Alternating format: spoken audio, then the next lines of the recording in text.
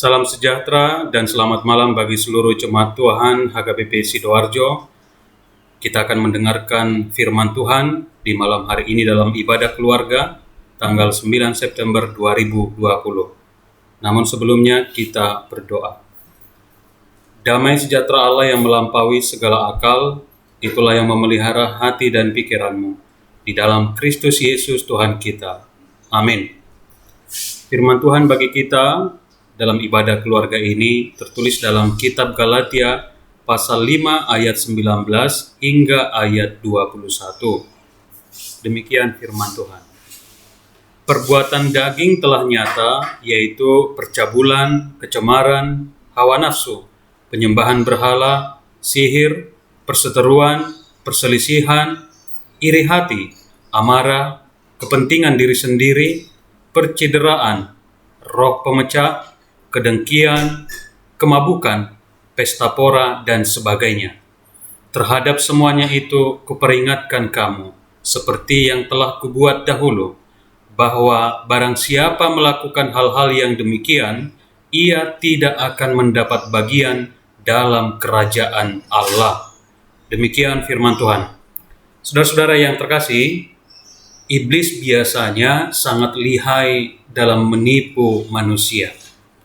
Hampir dalam semua kasus, iblis akan mengemas perangkapnya dengan cara-cara yang menggiurkan dan memikat hati kita. Jika sudah terpikat, maka kita akan masuk ke dalam perangkapnya dan kita akan dibuatnya tidak berdaya. Ibarat menggali lubang, semakin dalam kita menggalinya, semakin dalam pula kita terperosok. Dan iblis akan berusaha membelenggu kita, membenjarakan kita, merantai kita, hingga tidak bisa lepas. Yesus pernah berkata dalam Matius 7 ayat 13 hingga ayat 14, "Masuklah melalui pintu yang sesak itu, karena lebarlah pintu dan luaslah jalan yang menuju kepada kebinasaan, dan banyak orang yang melaluinya. Karena sesaklah pintu dan sempitlah jalan yang menuju kepada kehidupan, dan sedikit orang yang mendapatinya." Ini adalah realita bahwa banyak orang yang dengan tanpa pikir panjang tertipu dengan cara-cara iblis yang menawarkan berbagai kenikmatan, namun akhirnya berakhir celaka. Sementara itu hanya sedikit orang yang mau berada di jalan yang benar, mengikut Tuhan, karena melihat dan merasakan jalan itu begitu terjal dan berliku, padahal di ujungnya ada kebahagiaan dan kehidupan. Saudara-saudaraku yang terkasih, iblis tidak pernah berhenti menggoda kita dengan segala bujuk rayunya. Beberapa perilaku yang mengikuti kemauan iblis telah dikatakan dalam nas ini, yaitu disebut dengan perbuatan daging, yaitu percabulan, kecemaran, hawa nafsu, penyembahan berhala, sihir, perseteruan, perselisihan, iri hati, amarah, kepentingan diri sendiri, dan lain sebagainya. Dan saya akan membahas beberapa perilaku yang disebutkan tadi dalam beberapa poin saja yang sering terjadi di dalam kehidupan kita saat ini. Yang pertama, percabulan dan perzinahan. Sekarang ini ada banyak rumah tangga yang hancur karena perzinahan. Orang-orang tidak menganggap pernikahan itu sebagai sesuatu yang sakral. Yang sakral artinya pernikahan bukan sekedar perjanjian antara suami dan istri, tapi kesakralannya adalah perjanjian antara suami istri dengan Tuhan. Jadi siapa yang melanggar itu berarti dia melanggar perjanjiannya dengan Tuhan. Itu sebabnya ada sebagian orang menyepelekan pernikahan itu. Dan ada yang bermain api dengan keluarganya, dengan selingkuh. Dan ini pasti menggiurkan sehingga banyak orang tertarik melakukan ini.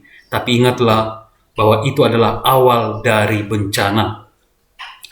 Dan kita harus ingat bahwa orang-orang yang melakukan perzinahan, perselingkuhan di dalam keluarganya, walaupun terlihat bahagia sesaat, pada akhirnya ia akan celaka dan melarat.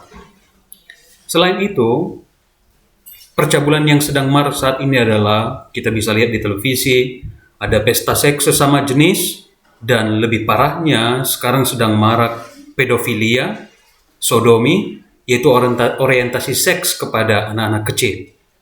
Biasanya pelaku seks menyimpang ini adalah latar belakang pendidikan di rumah yang tidak beres. Oleh karena itu, berusahalah kita menciptakan harmoni di dalam keluarga. Mendidik, memelihara, menjaga iman, moral, integritas anak-anak kita, sehingga tidak terjerumus ke dalam hal-hal yang negatif tadi. Yang kedua, saudara-saudara, topik yang menarik, dan ini beberapa waktu lalu saya khotbahkan, tentang penyembahan berhala. Ternyata masih banyak orang yang mengaku Kristen di satu sisi, tapi di sisi lain malah menyembah berhala, atau disebut dengan sinkretisme, mencampur adukan agamanya. Bahkan ada orang yang topengnya saja iman Kristennya untuk menutupi kebobrokan atau hal negatif penyembahan berhala yang ia lakukan. Mungkin bagi orang yang tetap menyembah berhala saat ini atau hasipelebe kuon, Anda mungkin mendapatkan yang Anda impikan. Tapi ingatlah, jiwa Anda, batin Anda tidak akan pernah tentram, tidak akan pernah dipenuhi damai sejahtera.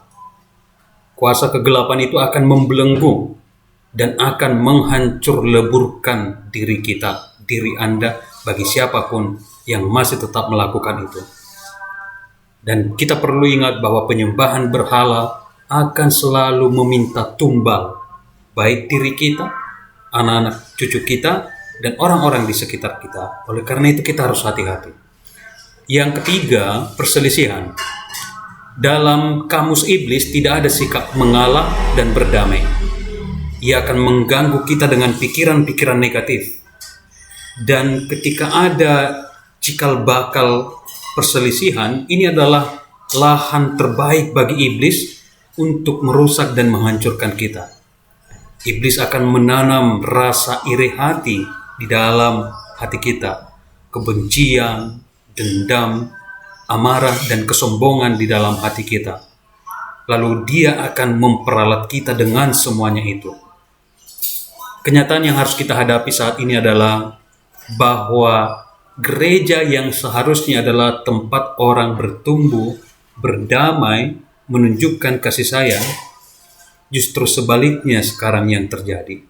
Ada beberapa gereja yang bahkan disoroti oleh media massa, justru sesama orang percaya sekarang ini yang saling melukai, saling mengintimidasi, saling mencaci, saling menjatuhkan. Akibatnya apa? Kita yang terluka, kita yang tersakiti.